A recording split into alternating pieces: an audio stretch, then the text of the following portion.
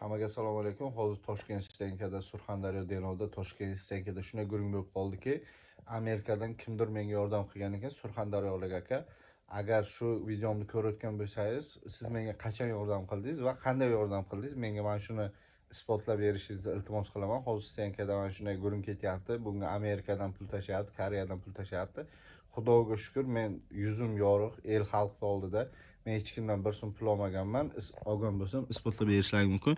Mana akamiz Tojikistondan, xudo xolasa, pasportini yo'qotib qo'ygan ekan.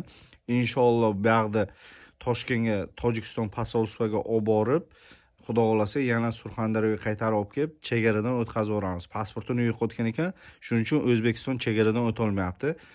Yana bir narsa aytib o'tay, mana Xudoga shukr, Xudoni berganiga shukr, kartochka bilan tuxum qovurib yeyapmiz, zato halol yeyapmiz. Birovni haqqini yemayapmiz. To'g'rimi akajon? Borimni qo'ydim, to'g'rimi? Xafa bo'lmaysiz. Borim shu dedim. Imkonim bo'lsa, masalan, go'sht qo'ya olsam, go'sht qo'yardim. Lekin hozir imkonim shunga yetdi, Xudoga shukr. Bu maqtanish uchun yo boshqa narsa uchun emas. Mana shu narsa mana shu yoqqa to'g'ri kelib qolgan ekan, men mana shu videoni qilishga majbur bo'ldim.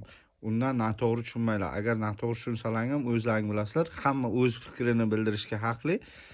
Shuning uchun men o'z fikrimni bildiryapman. Noto'g'ri tushunasizlar ham yo'qmi, uni o'zlaring bilasizlar. Hammaga kattakon rahmat. Izohlarni, o'z fikrlaringni yozib qoldiringlar kommentariyada.